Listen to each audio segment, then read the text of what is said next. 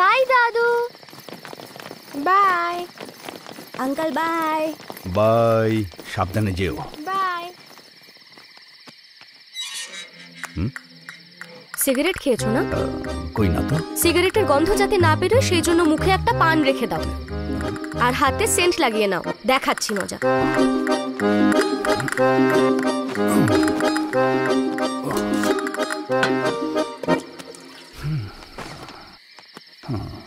এনাও ওষুধ খাও।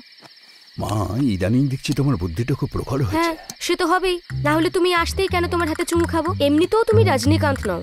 ঠিক আছে মা, আর কোনোদিন করব। তুমি এবার ওষুধটা খাও। এসে গেছে। এত রাতে? হ্যাঁ, আরে এত রাতে তুমি কাজ করতে পারো, আমি করতে পারি না? আরে এসো ভাই, এসো। নমস্কার শাস্ত্রী বাবু। নমস্কার। হ্যাঁ, এসো বসো। আরে কি যে করো না তুমি।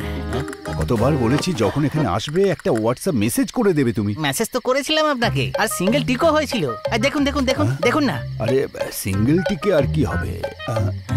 এই তো এসেছে তো। কালকে আপনি দুটো ফটো রিজেক্ট করেছিলেন, ভালো করে দেখুন এবারে। ফটো নাম্বার 3, নাম রবি শঙ্কর, বেঙ্গালুরুতে আইটির ইঞ্জিনিয়ার, বুঝলেন? আর কয়েকদিন আগে 2 বোনের বিয়ে দিয়েছে। কারোর কাছ থেকে না একটা টাকাও ধার নেয়নি।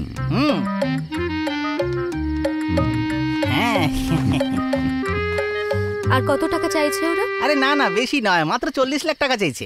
জোর দিলে 30-এর মধ্যে সেটেল হয়ে যাবে। হ্যাঁ, এই টাকা দিয়ে ও দোকানটাকে সুপার মার্কেট করে ফেলবে, ধারের সব টাকা শোধ করে ফেলবে, আর বোনেদের বিয়েতে যা খরচা হয়েছে সব রিকভার করে ফেলবে। কি তাই তো আঙ্কেল? না না, এইসব নিয়ে তুমি কথা বলো না।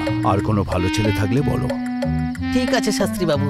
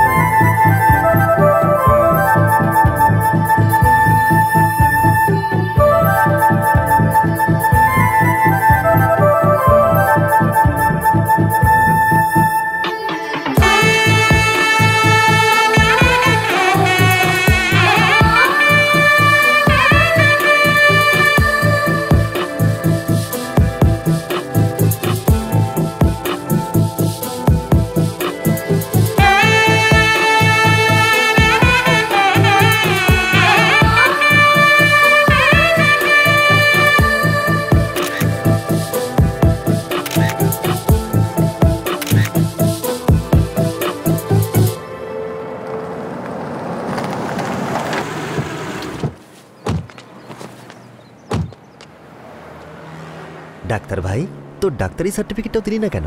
কেন ভাই? আরে ওখানে লাগালে আরো ভালো লাগতো ডাক্তার ভাই। Bad one. চল। হ্যাঁ,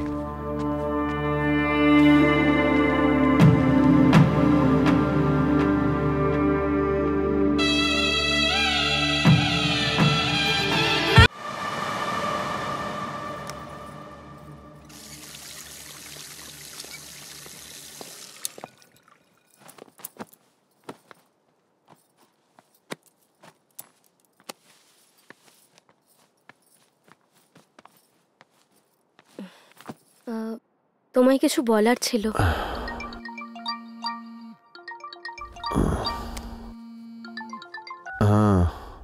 বল ভাই। শোন, অ্যাক্সিডেন্ট হয়েছে মায়ের। হোয়াট? এখন যদি আপনি এত ইনভেস্টিগেশন করেন তাহলে খুব বড় প্রবলেম হয়ে যাবে, আর এটা ছড়িয়ে যাবে। তাহলে এখন কি করব? আপনি এই ম্যাটারটা একটু সামলে নিন।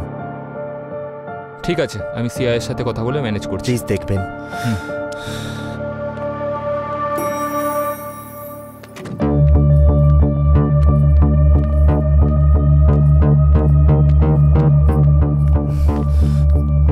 ও ভেতরে আছে। ওর প্রাণের কোনো ঝুঁকি নেই তো? ব্লাডের একটা ইস্যু আছে, এবি নেগেটিভ, পাওয়া যাচ্ছে না, জানি না কখন পাওয়া যাবে। আমার ব্লাড গ্রুপও এবি নেগেটিভ।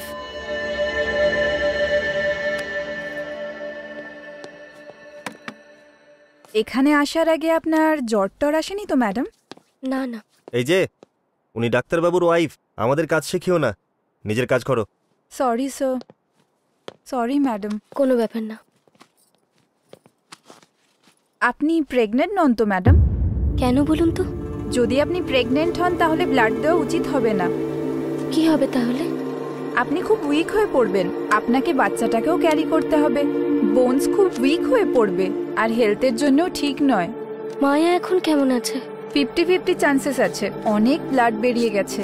2 দিন ধরে ব্লাড খুঁজছি ম্যাডাম, লাকিলি আপনাকে পাওয়া গেছে। আমি প্রেগন্যান্ট নই, আপনি আমার ব্লাড নিতে পারেন। ঠিক আছে madam.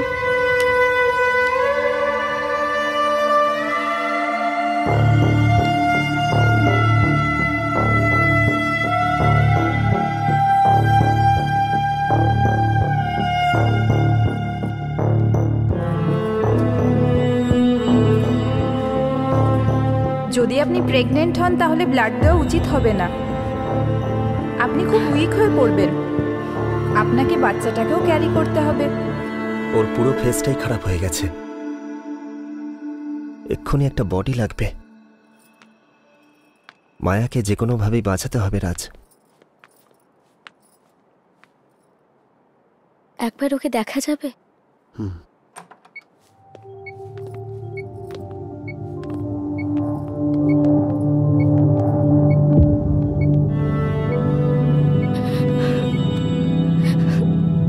Raj, Raj, let's go.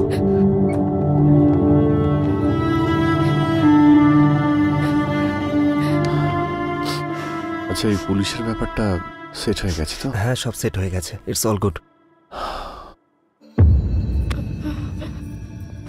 আরে মাহাতি, মা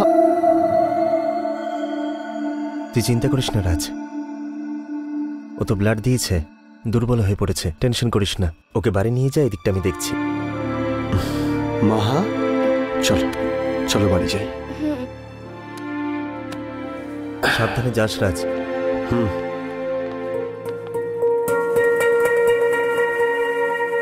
অপারেশনের ব্যবস্থা করো। Do as I say. তারপর কি করতে হবে পরে বলছি। এখন তোমার ওখানে থাকা উচিত। তুমি ওখানে যাও, আমি একদম ঠিক আছে। Are you sure? ঠিক আছে, নিজের খেয়াল রেখো। Take care.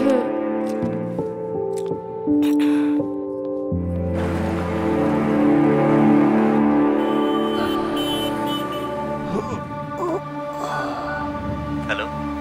হ্যাঁ, তুই কোথায়? আরে একটা দরকারি কাজে বাইরে এসেছি। তুই বল কি হয়েছে? আরে গাড়ি তো এখানেই রেখে চলে গেছিস। আরে তুই ঘুমিয়ে পড়েছিলি দেখে ভাবলাম ডিস্টার্ব করবো না।